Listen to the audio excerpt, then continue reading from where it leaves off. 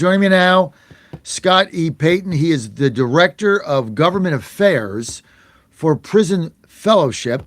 And Scott Peyton serves as Director of Government Affairs at Prison Fellowship. This is the nation's largest Christian nonprofit serving prisoners, and he's been doing this for a very long time.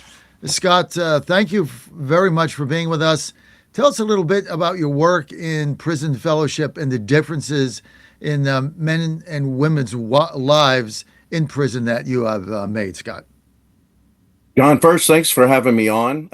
I love your background there. I had the opportunity to go to is that the Virginia State House or is that the White House? White House. Well, I've had the opportunity to go there as well, but Prison Fellowship, we are in our 50th year since Chuck Colson started Prison Fellowship. We are led by Heather Rice Minus, who's our president and CEO, and she's leading Prison Fellowship into the next 50 years. We are guided by the mission. Our mission is to encounter Jesus with those impacted by incarceration. And we do this in many ways, but we seek to provide all people behind bars with an opportunity to be transformed through a relationship with God, through Jesus Christ, that impacts every portion of their lives. And regardless of where they are in their faith journeys, we offer them practical, evidence-based life skills and match them with resources. We serve their families. My part in Prison Fellowship is I help advocate for justice reforms that advance proportional punishment, constructive corrections culture, and second chances. And we accomplish this. We have our premier program, which is called Prison Fellowship Academy. It's a year-long program that's held inside of the prison. We touch the lives of people in over 1,000 prisons across the U.S. We also have Prison Fellowship Grow, which is a volunteer program. We connect churches to men and women inside of prisons. And another program we have is Prison Fellowship Angel Tree. You may have heard of this. You see it around Christmas time where we allow prisoners on the inside to give presents to their children on the outside. This also gives us an opportunity to minister to the families on the outside, connect them with churches, because we know eventually 95% of people are going to return home. And if they have a solid support, a community support like a church, where their family is already invested in, a church that understands the needs, they have a much better chance for success. And like I mentioned, I have the privilege of working for the team that mobilizes Christians. We equip policymakers, and we advocate for federal and state justice reforms. And the Safer Supervision Act fits in all three of our buckets. It fits in proportional punishment, it fits in constructive corrections culture, and it certainly fits into the opportunity for men and women to have a second chance. Scott, just walk me through, just pick one prison and just walk me through, what you do on a weekly basis, how you do it, what time you get there, how many people show up. Just give us the as practical example as you can for your prison fellowship work. If we look at our Prison Fellowship Academy, John, these are prison fellowship employees that are in the prison 5 days a week. And they are working with a group of, well, if it's in a men's prison, then it's a group of men. If it's a women, it's a group of women. But they work with this cohort of individuals that typically stay in a dorm together. The people on the inside stay in a dorm together, and they work with them through evidence-based programming that is focused on the gospel. It's Christian-based, but it's open to everyone. And we work with these men and women for over a year, changing their hearts, changing their minds. Your prison fellowship outreach team actually lives in the prison in a dorm. No, I'm sorry. They don't live in the dorm. They come in and out. But the men and women who are in the academy live together. They live in community together. The prison fellowship So they employees come every in and day out. like a regular job. Like they come in and let's Yeah. let's pick a prison. Let's pick one in Petersburg, right? Let's take the Petersburg, Virginia prison. I just pick one out. It could be any. So they go in there at nine to five every day, Monday to Friday, and then when they get there, what do they do? Do they a gospel one on one, or they're small groups? Like How does that, just walk us through how that actually works? Yeah, John, it's a curriculum. It is a evidence based. It's founded on research, and like I said, it's rooted in the gospel. But they spend all day with that cohort of men or women, and sometimes it's sharing personal stories, and then rooting it back to the gospel, and then rooting it to life skills, trying to one make the men and women inside prison better neighbors inside of prison, so that the day that they leave prison, they're better neighbors on the outside. And when I mentioned our three buckets, creating a constructive corrections culture, what that does too is it changes the behavior. One of the men and women inside of prison, when they go through the program, when they really embrace the gospel message, and it makes life easier for those correctional officers. There's an old saying here. I'm from Louisiana. If mama's not happy, no one's happy.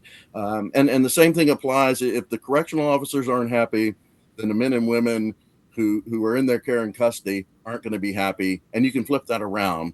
If those inside prison aren't happy, then the correctional officers have an even tougher job. So we're trying to serve a dual purpose there by changing the culture on the inside. Now, an interesting stat is the men and women who go through our academy, they still have about 6 to 8 years left when they graduate, left on their sentence. So they're going to be ambassadors inside of that prison, hopefully ministering to other men and women inside the prison and changing their hearts and minds. And that's where my job as director of government affairs comes in, very critical, because when they leave prison, we need to make sure they're set up for success. I mean, they have put on the armor of God. They have become a new creation in Christ. We want to make sure when they get on the outside that society accepts those that have changed, those that want to do better, that they see that and accept that. And that's why we work with churches, we work with families, and my job with working with the legislature, whether it's on the Hill or whether it's in one of our priority states, is to make sure these barriers, to make sure that men and women that want to change are set up for success. Well, I got to tell you, Scott Payton, I didn't know as much about your work as I do now. I really love it. And whenever you can bring the Lord and our Savior Jesus Christ into people's lives, into the prisons, and be able to teach the gospel, life will be better. The prison will be a better place. Everything will be better. But this is all about when they get out as well. But I love what you said about uh, you change their hearts in the prison, how they treat other prisoners, right? That they're living with. So you start there. I love that.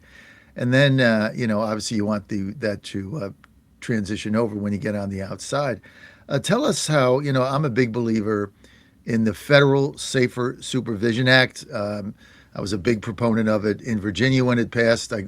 We were very, very active in convincing Governor Youngkin to sign it. He did a super job with that.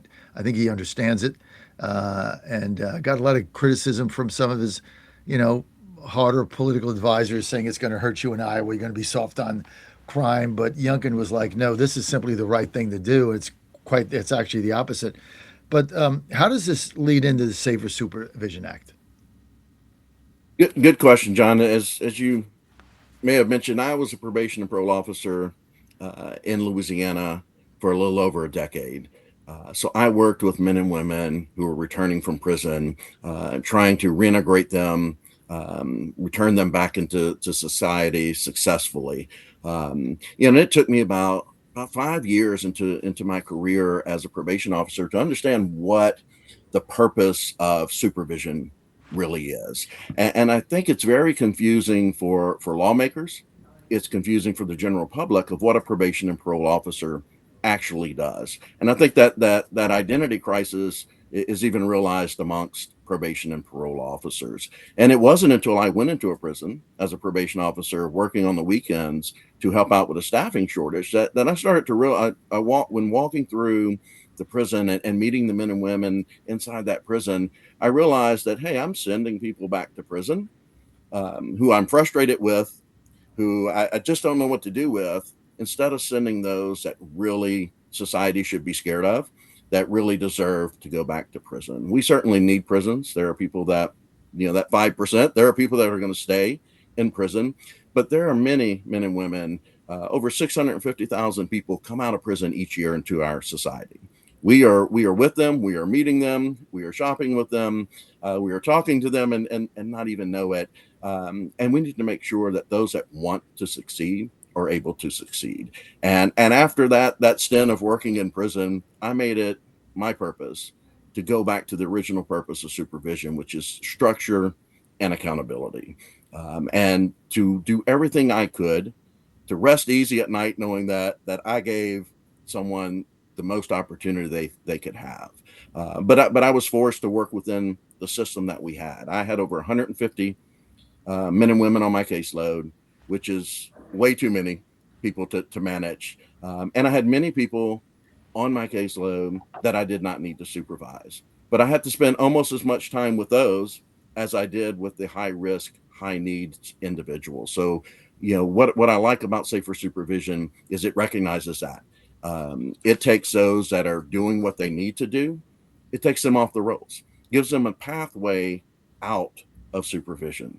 And that is much needed because we need our officers to have smaller caseloads, but we also need them to be able to focus on those people that have high needs and are a high risk. Otherwise, we're just going through the motions of checking boxes, and we're not continuing the process of what they either learned in prison that's going to help them be successful. We need to continue that on the outside with supervision. You know, the thing about this bill, which I like, it's actually better than the Virginia bill. The Virginia bill had a series of incentives that you had to earn your credits, if you will, and when you accumulated enough credits, you were able to, get off of supervision and then get on with your normal life without having to deal with, you know, drug test arbitrarily, and you had to leave work and things of that nature. What I love about the federal bill is it gives the discretion, the first level of discretion, to the parole officer. So, like with 150 caseload, if this becomes law and you were still there doing that, you would have been able to say, okay, these 20 people, like, I don't need to supervise them. So I'm going to recommend to the judge, uh, in many cases, the judge that presided over their release, in some cases not, but I'm going to present these 20 people to the judge and my reasons why each should be let out of supervision and be done with it. But then the second layer of accountability goes to that judge because they have to look over what you've written, your notes, and say, and then make a decision. So you got the parole officer saying, "Time to end the supervision. Not a good use of my time. They're good. Everything's fine." And then you have a judge look at it. And judge says, "I agree with you. They're right. They're out." And then if you get that 20 out, now your caseload goes down to 130, and you keep that trend going where you can spend the time with those that are at the higher risk. How is this not the most sensible thing that we could do to cut down on recidivism? Anybody who's opposed to this, I don't understand it. Help me understand why anybody would be opposed to this bill. John, that is the perfect summation of the bill. It is common sense. I think some people, and this is where it gets back to the confusing part of what probation and parole is about, what community supervision really is, and it's to add that structure, the accountability, and some people view this as an extension of the punishment. But we're looking at people that have served time. We're looking people that have done what the judge has asked them to do, serve the amount of time in prison. It's important to point out that this bill doesn't let anyone out of prison. It works with the men and women that I was mentioning earlier that are already out. Right. And we need to ensure that everything is done that they are able to be successful. And I think if we work on defining what success is for probation, and that goes back to what the original purpose is. Um, when we define success, not just for those that are on supervision, but for the officers that are supervising these cases. And success, when you look at what Safer Supervision provides, success is achieving another level of education, abiding by all the rules. It's amazing how every aspect of our lives on the outside is incentivized. We work so that we can either move forward in our job, or pursue our careers. We are incentivized throughout life to do better. And it's amazing that we can't see how common sense applies, that individuals on supervision need that same encouragement. So do the officers, to start focusing on what is important. And as Christians, we have the hope in the gospel. We have hope in Jesus Christ. We know there's a better world than the world we're in today. The other side of this world is waiting for us, and that's hope drives us through the difficult times. Men and women coming out on supervision also need that opportunity for hope, but in a structured setting that still holds them accountable to do what the courts have asked them to do, and putting it in a individualized supervision plan. What might work for you, John, may not work for me. What incentivizes me may not incentivize you, and that's why I think it's important. And you mentioned it earlier, that the probation officer is in charge of that caseload. The probation officer can see the good in that individual. That's the person that meets with the person on supervision. That's the person who best can make that decision, not a judge. The judge gets to go back and review, which is perfect. You need that. Yeah, the person that's working with the individual that's being supervised is going to be the closest one to make it. But the reason I love the bill is because there's a backstop, and that's the judge. They have to sign on it too. So basically, it's no different. You got to have two sign-offs, two sets of eyes. Make sure the supervising officer hasn't missed anything. And so this is why this is such a beautiful bill. And I want to thank you. You're doing the Lord's work. There's a special place for you and your team in heaven, no question about it. So I love the work you're doing. It's very moving, Scott. I want to thank you for your time today. And I want everybody out there really think about supporting this bill. Just go to safersupervision.com, safersupervision.com. And we've been fighting this. I've been fighting this battle for a long time. It started with Bobby Scott way back when. He's now, I think, Congressman District 3, CD3, when I used to have him on every week talking about getting Democrats on. We used to have Bobby Scott all the time. We used to talk about recidivism in this country and how we're just not doing the right thing. And I know Bobby Scott is a big supporter of this. Don't agree with him on anything else, but I do on this. Anyway, Scott, thank you for your time, and thank you for what you and your team do. Thank you. Thank you, John, for having me. I appreciate it. Go to safersupervision.com, safersupervision.com. That's it today on the John Fredericks Media Network. Michael Patrick Leahy next. Fasten your seatbelts. I'll be seeing you tomorrow.